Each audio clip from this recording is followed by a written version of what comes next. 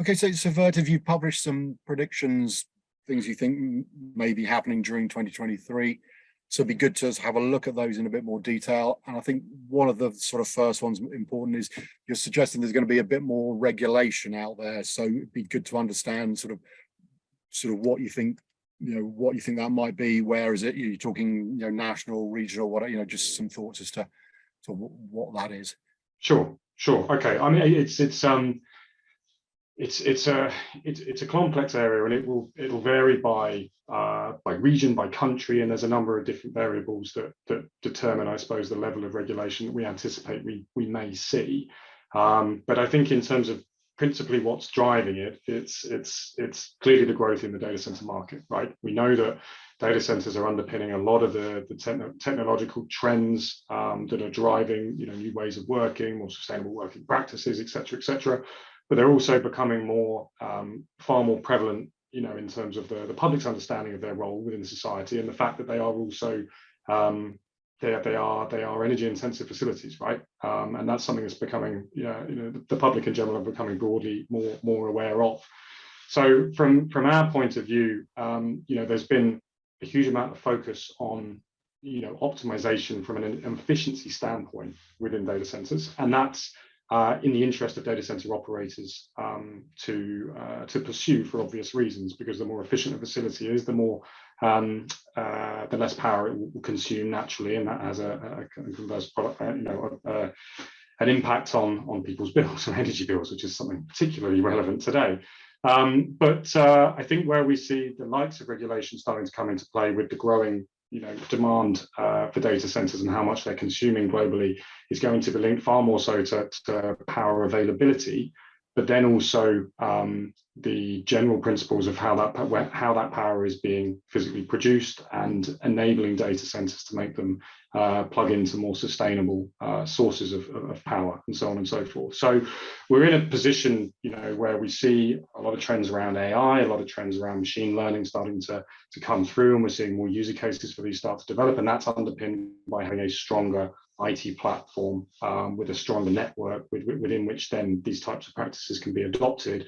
But with global electricity usage of data centers, I think currently 2 to 3%, anticipated to be 4% up by 2030. That's obviously putting an increased demand on the national grids and the consumption of the available power. So really for us, where we expect to see that regulation, I think, is around the nature of how these data centers are positioning themselves within the different regions, what value they can offer back to the local community. And that comes as part of looking at things like the heat rejection element, and perhaps how that can be harvested. We've seen examples in the Nordics, for example, where the conditions to data centers being developed is such that, yeah, okay, we're happy for you to build it, but we also want you to plug that heat rejection into our district heating system so that you can provide heating to the local town. And there's examples of where this type of thing is being driven, but we're not seeing it being regulated at a broader level yet, and we think that is certainly to come. And then from going sort of back to the power topic. At the moment, yeah, data centers, because they are such large consumers, and if we take an example such as Ireland, where there's a limited level of power availability now, we're having to look at how the facilities can work to either supplement the grid with available power. And for us, that's about optimizing our technologies to be able to interface with the grid, be it to isolate the data center for it during an area of peak demand and run on its own power generation or autonomy. Or it's more around looking at actually how we can utilize the power reserves that exist within data centers through the nature of how they're designed and the backup powers associated with them to supplement the grid when it's struggling to retain the full demand. So at the moment, there's an understanding of the availability of these types of offerings or interfaces, but it's only now really with the stress on the grids that we're starting to see it being a bit more regulated. And Ireland's a really classic example there, where the government are having or local governments are having a far firmer hand then in the approvals as to what is being built and so on and so forth. Yeah, and in terms, the energy efficiency thing is relatively well understood, although the addition of regulation to sort of force people to do or to improve what they maybe already do. But also increasingly water usage seems to be coming under scrutiny. I mean, in the UK, we've had a particularly warm summer. I know everyone talks about climate change, etc. Is that something, do you think, will again might be regulated, or is that still at the sort of voluntary data centers will start doing it, and then maybe if they don't move fast enough, someone will say this is what you've got to do? Water usage is it's a really interesting topic, because, and it's been sort of the extremities of it, like you say, in the UK were felt this summer when we had such extreme temperatures for such a long period of time. Water is the use of water within data center design is a fantastic way to optimize the power consumption, because you can utilize it within your cooling technologies to drive down the amount of power that they're consuming. But in terms of operational cost to a data center owner, they're simply moving money from one pot to the other if it's not given due consideration as far as the design and operation of that facility. So I think that what we will find is, if we are seeing data centers consume more and more water in an effort to drive down their power consumption, they have to make investments in making sure that they are taking advantage of the ability to harvest that water.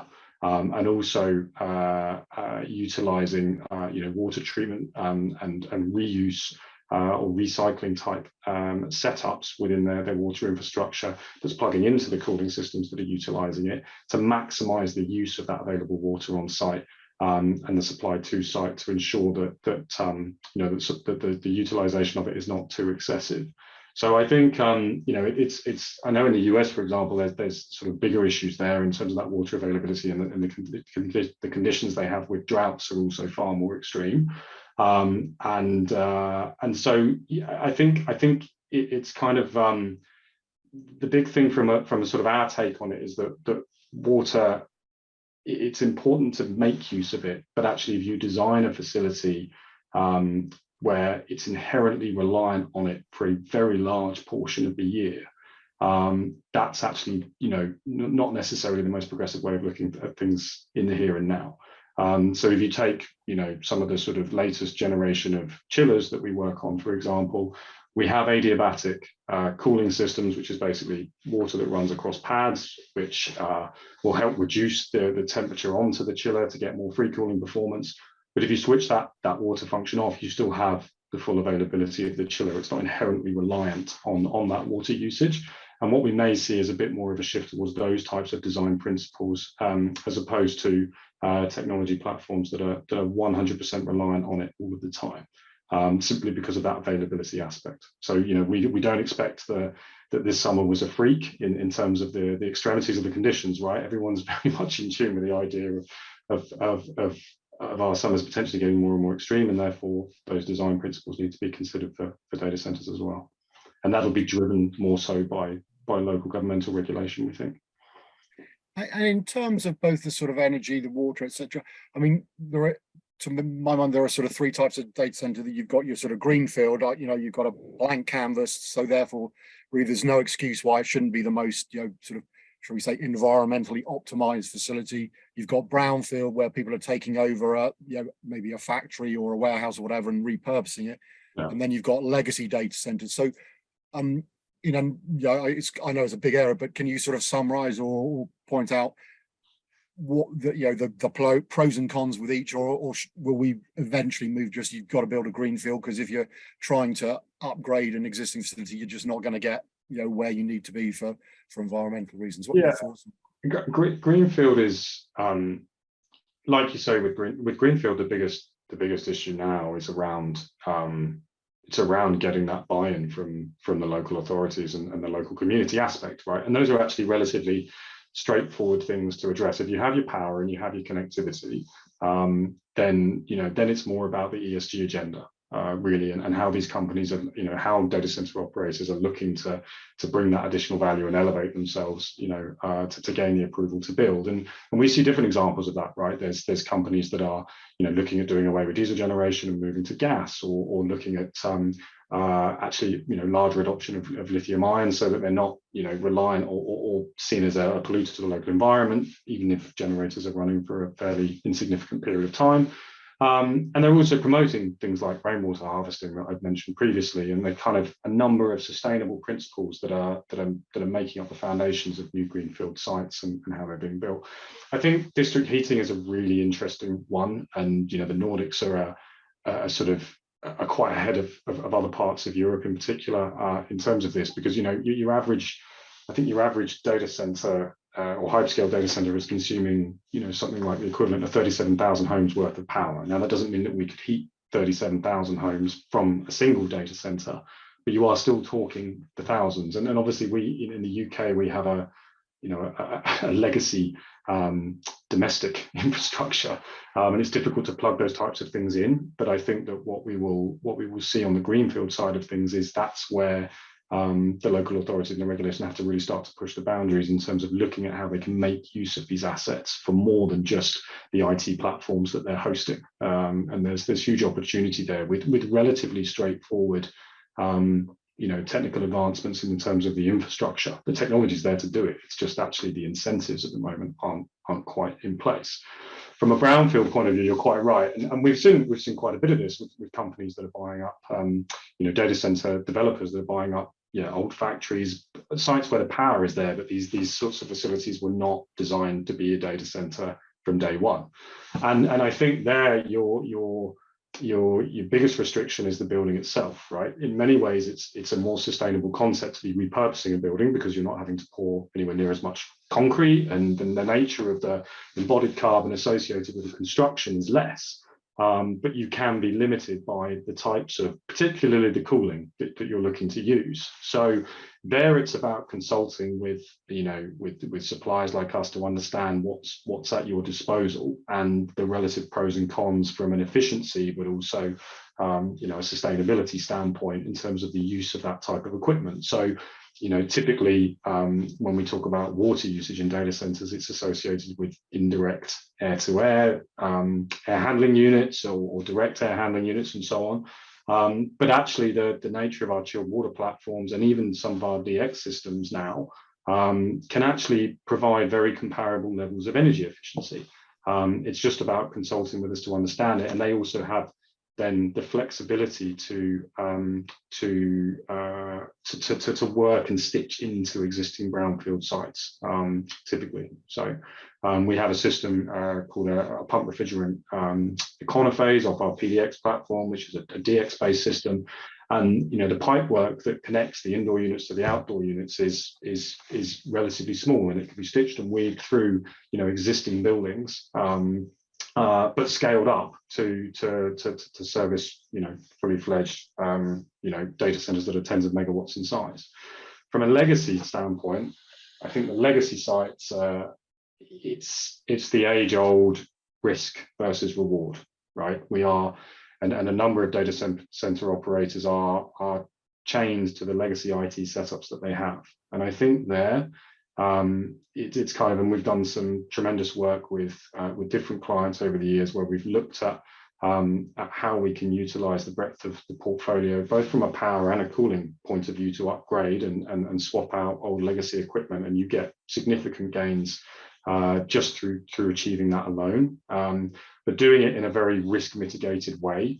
So you kind of the modernization of facilities in terms of the plant they're using is of course a key aspect, but then actually there's looking at things like the white space, the architecture within it, the use of containment, optimization and utilization rates within that facility, and we have a division of the business that focuses solely on optimization alone, and that's looking at how we can actually work with clients to understand their facilities, do elements of modeling and simulation to look at actually how they may be able to employ alternative control methodologies if they need to migrate onto a different chilled water management platform or whatever it may be. And that's kind of more subtle changes that work within the confines of some of those legacy sites where it is very difficult to make really extreme overhaul type changes because of the nature of the IT platforms that are hosted and how long they've been there. So there's different options for all, is what I would say. And in terms of one of the other things you've looked at is the hyperscalers, our friends there, who tend to lead in a lot of things. But they're already, I guess, known to a certain extent for their sort of standard way. They build data centers in one design it one way and then just sort of replicate that across. But I think you're suggesting there's going to be even more sort of off the rack solutions where repeatability is important, and sort of the supplementary to that is you're suggesting that they may well find that via a co-location company rather than necessarily building their own facilities. Just thoughts as to that sort of possible development. Yeah, that. Team's call that's coming in. Apologies, I thought I'd turned everything on silent, but these things still find a way through.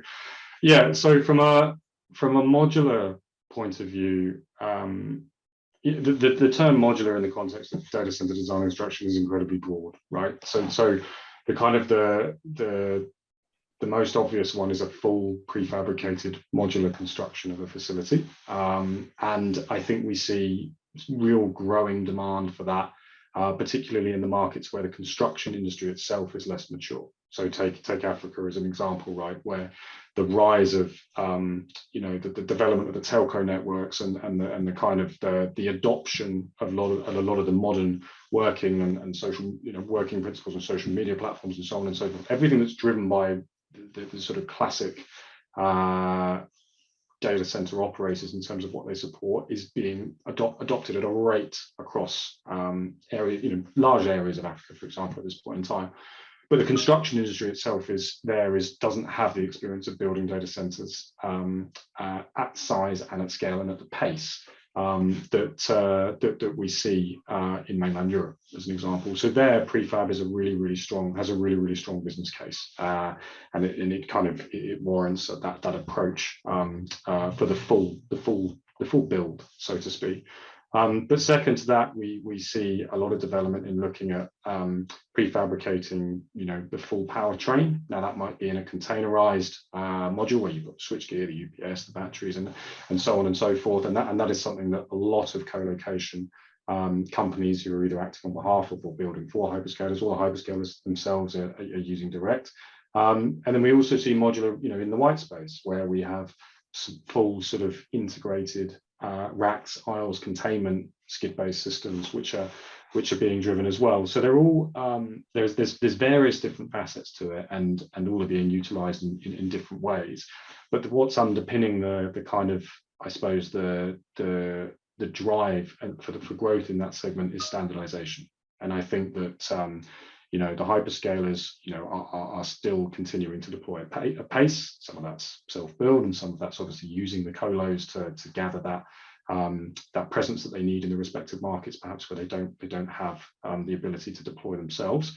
But what they want to do to be able to manage and run their facilities effectively is have standardization between sites. And in order to achieve that, they need to be working with the colo operators to deliver that. So they need to. Their staff need to be able to recognise the infrastructure that they're working with, commonly between those different sites, and that's where prefab is hugely advantageous.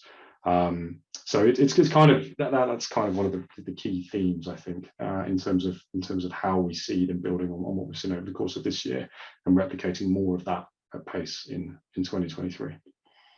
Okay, and you mentioned, I think in the answer to the previous one about diesel generators.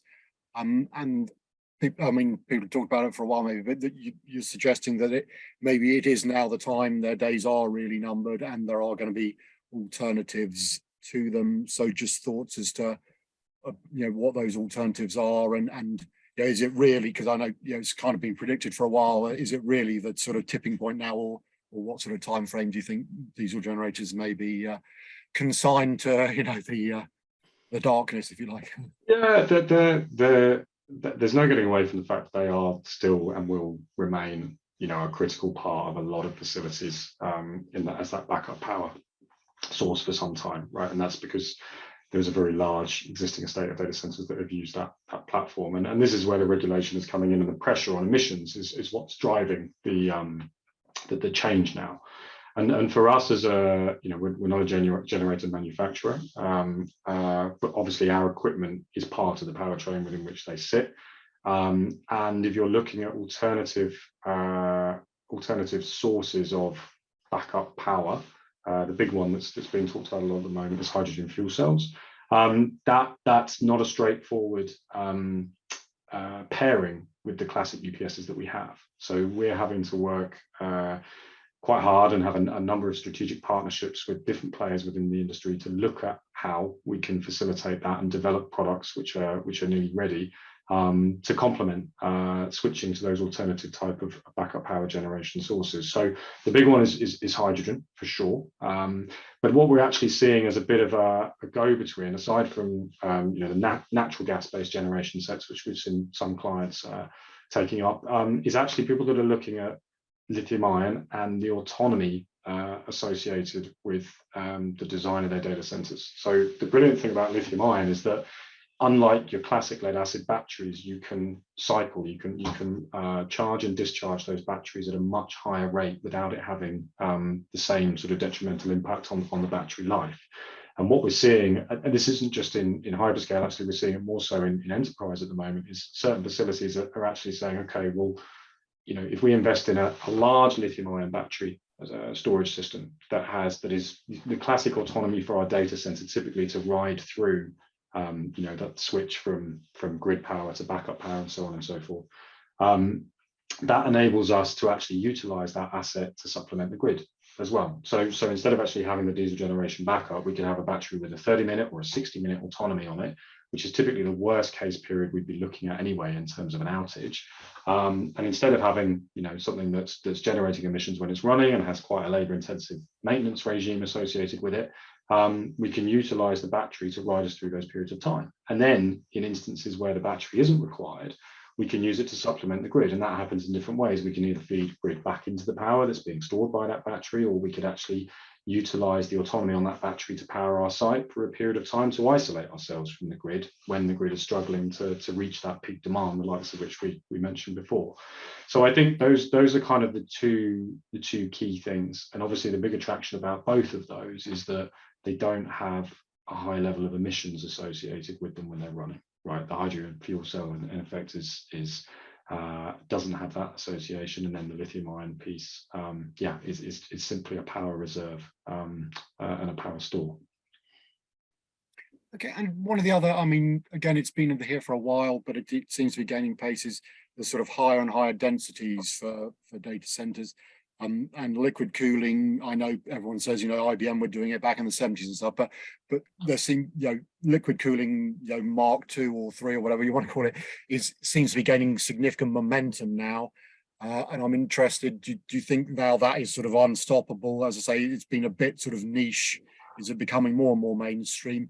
And also it seems to me as well, everyone's talking, it's a generic term, liquid cooling, but there are clearly different liquids being used which have, again, advantages, disadvantages, whether it's performance and or, back to our sustainability, what the impact there is. If you're able to encapsulate the liquid cooling sort of scenario, that would be it's something that we've been readying ourselves for, and because we know, like you say, it's been talked about for a long time.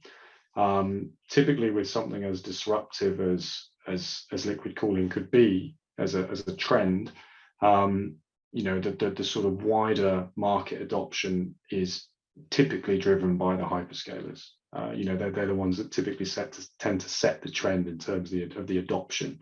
But there's a number of different user cases where it offers significant advantages from a performance perspective, from and then from a density standpoint as well. So when I talk about performance, I talk about the physical compute speed which it enables.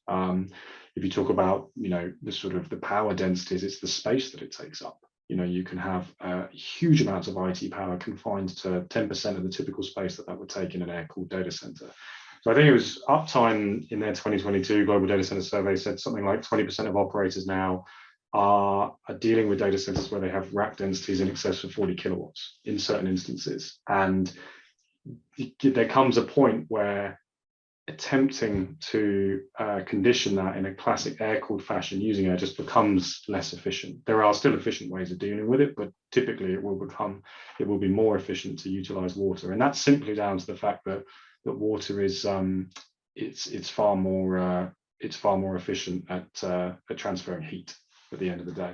So for us, there's kind of I suppose there's three, one of which is not true liquid cooling in the form of what we're talking about, but there's three kind of recognized ways of doing it. One is rear door, which is where effectively you have, and this is a solution that's been around for some time, but you have a coil on the back of a rack, and simply that closer proximity to the IT load itself allows you to effectively close couple the cooling and achieve far higher densities. The second is then actually having a CDU, so a manifold where you've got direct to chip cooling, and you're utilizing the cooling, sort of the liquid cooling element to extract best part of 70% of the heat, I think, typically. And then there's still an element of air cooling that's done by the servers themselves. So and then the second is full immersive. And we're working and we have solutions based for all of those. As again, our kind of philosophy is always to be able to consult and deliver the right solution based on, you know, the application and the various variables that our clients have to contend with. And it's still not entirely clear which of those user cases is going to be is going to sort of pave the way for mass adoption. I think there will probably be a mix. The one thing that's really changed in the last sort of 12 to 18 months is the big server hardware providers really making a show of the fact that they're ready for this. They have the they have the server platforms and the technology that's ready now to embrace this type of move, and that, you know, is coupled very nicely with how we've been readying ourselves for it as well. Okay, and then maybe the sort of the last one, and probably by no means least, is I mean, again, 5G and edge being talked about for quite a while. People are sort of gradually getting there, and then you throw in the metaverse. I guess the first point is, how quickly is all that going to happen? Because it's been massively hyped, but maybe not so much progress. And secondly, does it actually require any massively new ways of building and operating data centers, or is it just a question of, you know, where they are and the scale they need to be built out, or will it require, say, some kind of new approach to data centers to support those kind of applications, if that makes sense? Yeah, it's sorry, I know I've left this sort of no, it's a super interesting one, and you know, we've been talking about edge for a number of years, and we're still trying to define exactly what it is, right? And metaverse is kind of, I don't think it's the next edge. It's far more finite or far more defined than that, I think, in terms of what it could be. Obviously, we don't quite know to what extent it's going to really be adopted, albeit there's a lot of companies that are paying a lot of attention to and investing a lot of time and effort into it. I think if we come back to kind of our view, there's two aspects to it. It's going to be hugely process intensive, you know, and then there is a huge lack of latency that's needed in order to facilitate the user experience that it's designed to have. So you know, part of that, you referring back to the previous point that we're talking about, there may well be a user case for the adoption of the likes of liquid cooling, because liquid cooling is an enabler for having very, very high density compute power in a very, very small space. And so if you're looking at like edge deployments to facilitate the metaverse and the like, then actually that's probably one of the more viable ways of doing it, in terms of that balance of the available processing power that's needed, and then the physical kind of constraints that you will have in terms of where you can site that type of thing. Otherwise, I mean, we're seeing other players that are coming to the market now, edge players as they're branded, who are building out, you know, not hyperscale type facilities, or you know, the likes of the sort of tens of megawatts that we see that the large colo operators are doing, that's driven by a lot of the hyperscalers, but they are building at the sort of 5 to 10 meg range and higher frequencies of sites. But I think the sort of the crux of the metaverse edge 5G conversation will be the role of the telcos as well, and how that plays out. You know, naturally, as we become more and more dependent on these types of things to live our daily lives, you know, the telcos themselves become more and more of a utility in terms of the services that they provide to us, right?